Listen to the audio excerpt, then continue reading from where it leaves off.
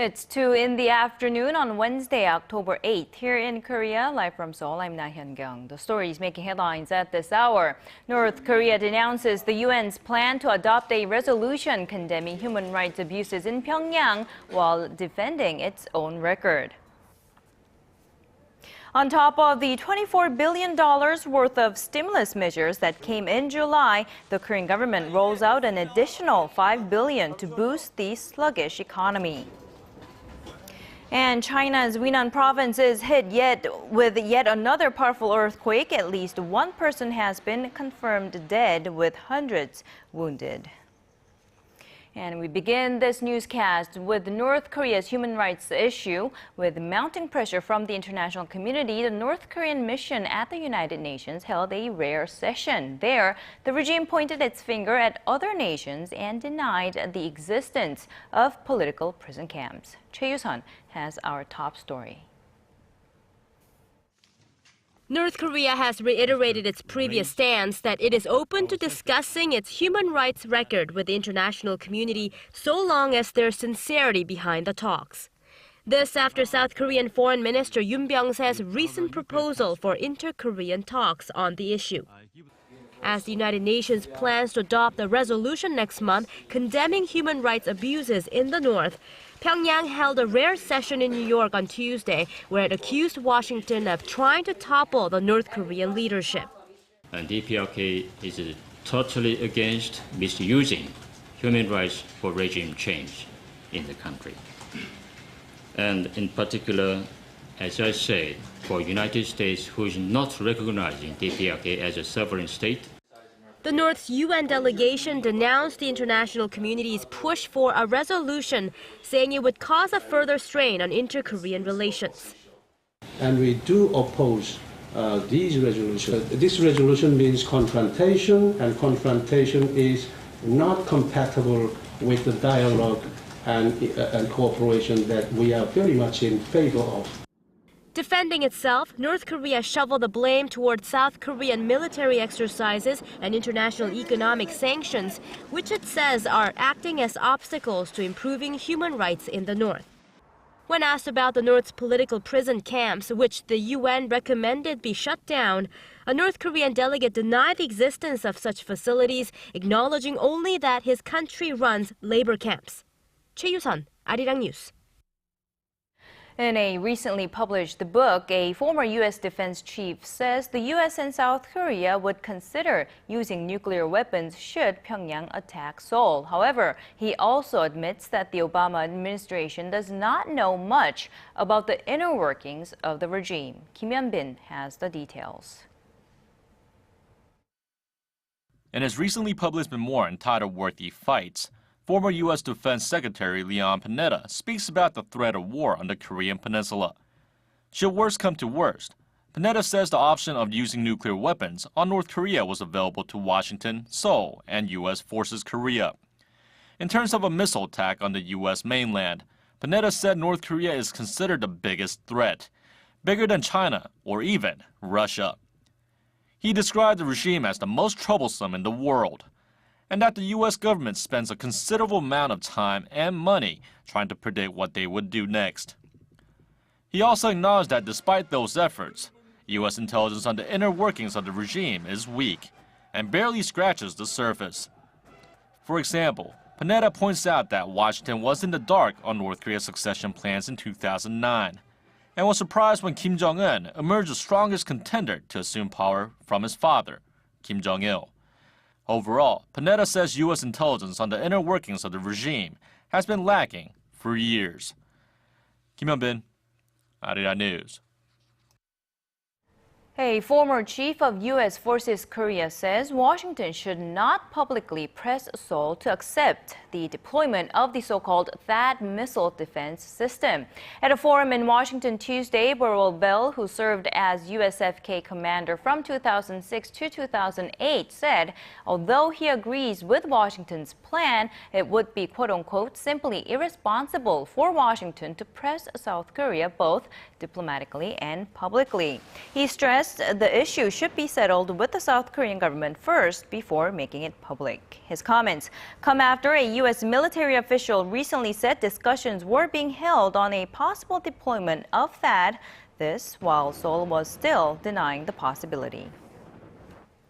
Now, ever since assuming office, President Park Geun-hye has made clear her vision of peacefully reuniting the two Koreas. And as our Kim Young-gil reports, the Park administration is carefully getting a head start by planning to secure the funds needed to bridge the economic gap between Seoul and Pyongyang.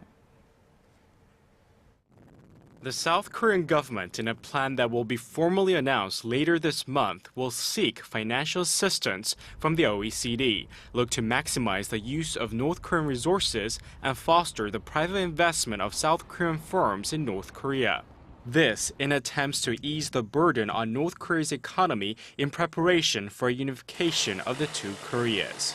The South Financial Services Commission says the only feasible way to minimize unification costs is to develop North Korea's economy. North Korea's per capita gross national income is presumed to be around $1,200, 18 times smaller than South Korea's. Raising the North's figure to $10,000 within 20 years would come at an estimated expense of $500 billion. It's money that would go toward rebuilding North Korea's social infrastructure and developing industrial complexes. The South Korean government is considering ways to restructure Pyongyang's exchange rate system, reorganize its financial infrastructure, and set up new policies in the banking sector. The financial regulator says unification with North Korea would open up new opportunities for South Korea, as it will create larger market demand and alleviate the geopolitical risk factors on the Korean peninsula. Kim Young-gil, ARIRANG News. In the year 2012 for Korea was at its record high. All of the day's important events close to home and around the world. Join Laah Hyun-kyung live from Seoul. Shopping market thinks the true meaning of creation shines through. The International Monetary Fund has lowered its outlook for the global economy, citing a slowdown in the Eurozone and a less optimistic outlook for some emerging economies. But it has kept this year's outlook for Korea at 3.7%. Kim Min-ji has more. The International Monetary Fund has slightly lowered its outlook for the global economy for this year and the next, but has maintained Korea's growth forecast for this year. The IMF says it expects Asia's fourth largest economy to expand 3.7% in 2014 on the back of increased exports and investments. The figure is unchanged from its previous forecast in April and is in line with the Korean government's projection. The fund raised its growth outlook by 0.2 percentage points to 4% for 2015. For the global economy, the IMF downwardly revised its growth forecast to 3.3% for this year, reflecting the slowdown in the Eurozone and a less optimistic outlook for several emerging economies. This is 0.1 percentage points down from its earlier forecast in July. However, the IMF does expect the global economy to pick up steam next year despite a lowered projection. It left the growth projection unchanged for advanced economies for this year, but downgraded the forecast slightly for 2015. The fund lowered the forecast for emerging economies for both this year and the next. The IMF said that while the world economy is showing signs of recovery, growth may fall short of expectations due to increased downside risks such as geopolitical tensions and possibilities of an extended period of low inflation.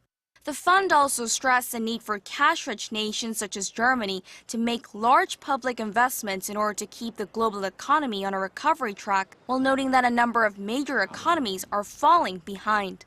Kim Min-ji, ARIRANG News. And with external uncertainties, chief among them being the weakening Japanese yen, the Korean government says it will inject additional stimulus measures to help the nation's small and mid-sized firms overcome sluggish domestic demand. Our Kim Ji-yeon reports. The Korean government will inject an additional $4.7 billion on top of the $24 billion worth of policy funds it plans to spend this year to boost economic growth. Under the plan, around $3.3 billion will be spent on the provision of financial loans to encourage small and mid-sized companies to import more. $650 million will be spent solely on boosting facilities investment. The remainder, $370 million, will be used to support the Export-Import Bank of Korea to promote the country's exports. The government says it will also increase the number of duty-free shops to meet rising demand from Chinese tourists visiting Korea. Also, a separate amount of more than $930 million will go on increasing financial support to Korean exporters to Japan, particularly small and mid-sized companies, to help them ride the wave of the weakening Japanese currency. If the plan succeeds, the government says it expects the economy to grow by a maximum of an extra 0.2 percentage point in the fourth quarter and reach its yearly target of 3.7%. The measures come amid mixed signals about how stable Korea's economic recovery is. Business sentiment among Korean companies edged up in September from the previous month, but the latest industrial output dropped by 0.6% in August from the previous month.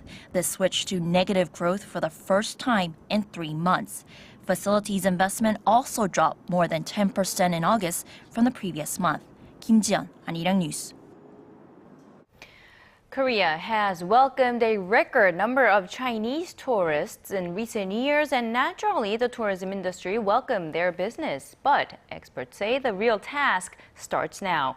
Our Connie Kim takes a closer look. Less than a third of Chinese tourists who come to Korea these days plan to make a return trip. It's a trend that has the tourism sector here worried, with a recent survey showing that the industry as a whole is expecting a decline in the fourth quarter. Identifying the problems is a first step. For one, Chinese tourists spend more than half of their money on shopping during their stay in Korea, which experts say poses issues over the long term. The product brands these tourists buy are mostly global ones that can be bought in other countries as well. If Korea starts losing price competitiveness, it won't be as appealing for the Chinese to visit Korea. Peck says demand among Chinese travelers for leisure activities will rise as their income levels do. For that reason, it's recommended that Korea begin investing more time and energy into culture, leisure, and entertainment travel packages that are unique to Korea. I wish there were more chances to experience Korean culture, such as trying on the traditional costume hanbok and more tours outside of Seoul. I personally want to go down to Chuncheon to taste their trademark chicken dish, 닭갈비. I want to visit Busan and also try making chicken ginseng soup and kimchi while I'm here. The availability of affordable accommodations is another hurdle for Korea's tourism market. There are some 190 tourist hotels currently in Seoul, but less than 1/5 are 2- to 3-star hotels. Now that keeps many Chinese tourists from booking return flights to Korea, and government regulations are holding back new construction projects. Hotels are currently banned from being within 200 meters of a school, but because of the growing demand for accommodations, this regulation is expected to be eased in the long term. The shopping may be luring Chinese tourists here now, but Korea will need to show it has more to offer to keep the millions of Chinese visitors coming year after year. Connie Kim, ARIRANG News. And staying with China, but on a somber note, it's only been 2 months since people in China's Yunnan Province were hit with a powerful earthquake, but the region was shaken again last night. At least one person has died, but injuries are numbering in the hundreds. Our Kwon So-ah has this next report. Buildings shook, electricity and telephone services went out, roofs crumbled, and people ran out of their homes when a powerful earthquake that the China Earthquake Network Center has measured at 6.6 in magnitude rattled Jinggu County in China's southwestern Yunnan Province late Tuesday night. Officially, at least one person has been killed and more than 320 injured. Some local media reports say 5 people have lost their lives. The epicenter was located 85 kilometers from Puer City, an underdeveloped yet densely populated area made up of various ethnic minorities. The tremors were also felt in Yunnan Province's capital of Kunming and other neighboring cities. Chinese geological officials say the quake was just 5 kilometers deep, another factor that could worsen damage. Local authorities said the earthquake has already affected close to 100,000 people, of which more than 50,000 have been displaced. Chinese Prime Minister Li Keqiang has ordered immediate rescue operations. Around 1,000 emergency officials are on site to attend to those in need. Some have said that the damage is not as bad as the magnitude 6.3 quake that struck the same region 2 months ago, killing more than 600 people. Kwon So-ah, ARIRANG News. Formal dialogue between pro-democracy activists and high-level Hong Kong officials will take place this Friday, but student leaders have already expressed concern over the limited scope of the proposed talks, as it will be within the framework of the Basic Law or Hong Kong's constitution. Local authorities say the universal suffrage that the students are demanding in the 2017 chief executive election runs squarely against those rules. Student leaders called on protesters to continue their demonstrations until a breakthrough is made. The prolonged movement is affecting the local economy as well. The Hong Kong Retail Management Association says companies in Hong Kong saw their sales dip by as much as 80% during the otherwise commercially lucrative Golden Week holiday. Health officials in Spain are scrambling to control the spread of Ebola after a nursing assistant there was diagnosed with the disease earlier in the week. Now, that was the first infection outside of West Africa. Another nursing assistant was admitted earlier today, adding to the 4 people already quarantined at the Madrid hospital where the first infection was confirmed. More than 50 others have been placed under observation, among them fellow healthcare workers and relatives of the confirmed Ebola patient.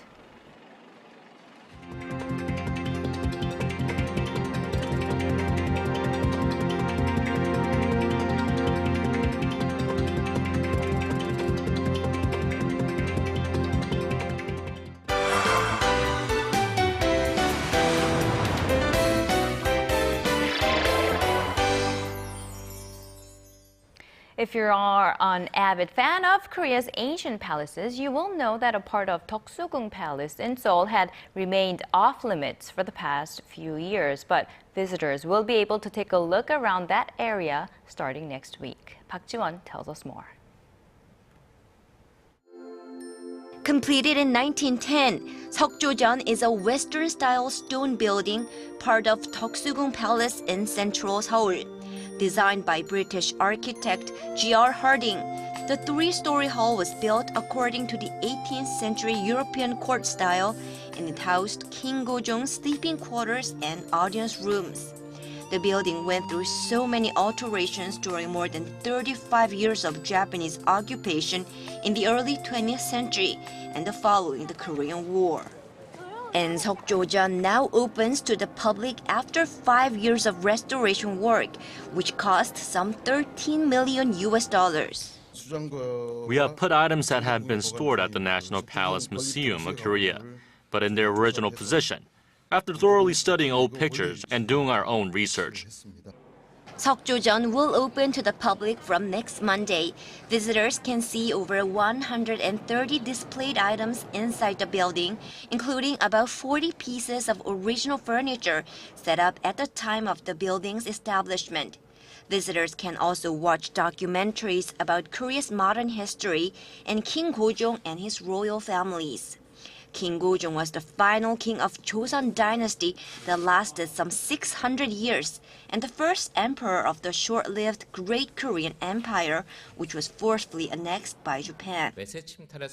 Historians have shown us that Seokjojeon is not a symbol of foreign annexation, but a symbol of King Gojong's willingness for independent modernization. So this hall is of great historic importance to Korea. Seokjojeon, a grand building that has bore witness to some of the most vivid parts of Korea's modern history, is finally back with the Korean people some 104 years after its establishment. Park Ji-won, ARIRANG News. And moving on to our next culture item for the day, when you think about Korea's export items, manufactured goods probably come to mind first. But there are people here in Korea that have been striving to change that perception. Our Im Yoon-hee joins us with more today. Good afternoon, Yoon-hee. Good afternoon. So every year, the Performing Arts Market in Seoul, also called PAMS, takes place here in the capital. Now, this is an all-inclusive contemporary arts performance market, and they're celebrating their 10th year this year with 10 years of success. So take a look. It's been a decade now since the Performing Arts Market in Seoul first made its debut, with the clear intention of creating a place where Korean performers can meet international artists and companies.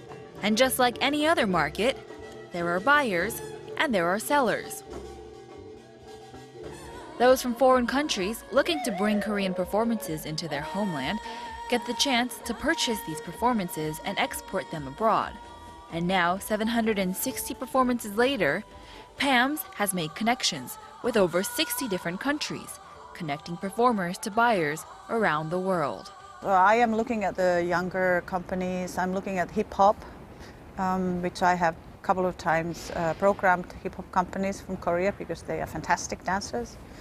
So I'm really looking at the whole width of Korean dance. Korea's modern and contemporary art has rapidly been flourishing over the years, with each new generation coming up with even more clever and even more creative works than those before them. And all of this expansion was due in large part to Korea's international exchange and cooperation.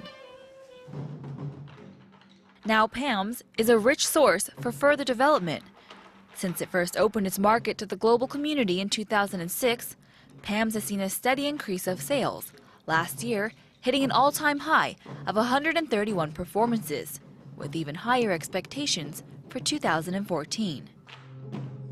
And this year, under the theme of a window to contemporary performing arts in Asia, PAMS is offering a unique mixture of performance events that range in both style and category. Within the program is also the PAMS Choice, which is a selective process of gathering 10 works to be shown on stage, as a face of Korean contemporary performance. The meaning of contemporary art in Korea is to reflect the situation of our modern times. Contemporary art is always sought after in this arts market, and this time, with a panel made up of both Korean and foreign judges, we selected the 10 PAMS choices. Regardless of the category, they show Korean traditional subject matter expressed in a modern form so that it can be understood by the global audience. PAMS has become the largest performing arts market in Asia, where Korean performers of all ages and backgrounds gather to help further establish itself as truly a window to the contemporary performing arts community of Asia.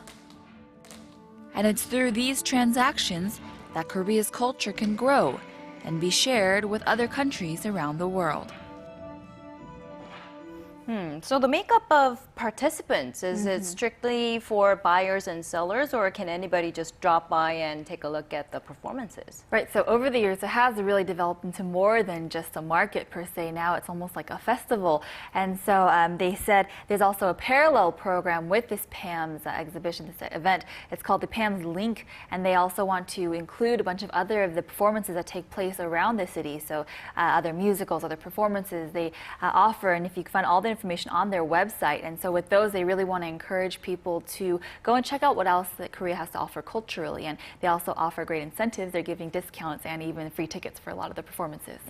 But you're saying that when it was starting, it used to be more like a market per se. Right. It started out as a market, but now it's kind of like a festival. Right, so I was mingling and talking to some people there, and some of the artistic directors from abroad, they were telling me that nowadays PAMS is really almost like a social platform. They're coming to meet other former colleagues that they used to work with, and while checking out Korean contemporary art and performance.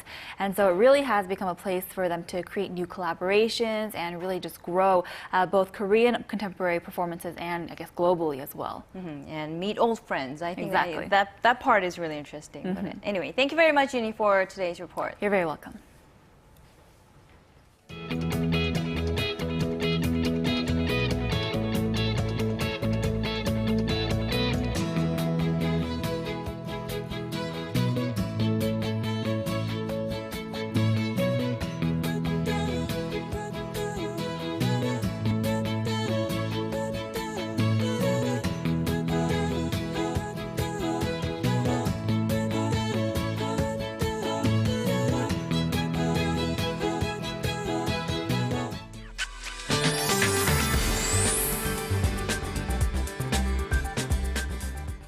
According to the solar calendar, today is Hello, which translates into English as cold dew.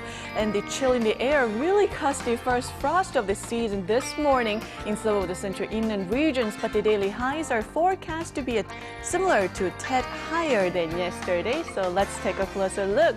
Now, the daytime high in the capital and Busan will be at 24, while Daegu and Gwangju will rise to 25 this afternoon. And for other regions, Jeju Island and Daejeon will see highs of 23 and Dokdo peaks at 20. Now, tomorrow is Hangul Day, which is a national holiday, and the weather will be fantastic. In fact, daily highs will be slightly milder for the remainder of the week, hovering in the mid-20s here in Seoul. But please do notice the big temperature difference between lows and highs and dress accordingly. That's all for me today. Back to Hyun-kyung in the studio. All right, thank you, Ji-hyun, for that update. That brings us to the end of our newscast. Thank you for watching. We'll be back with more updates at 4 p.m. Korea time.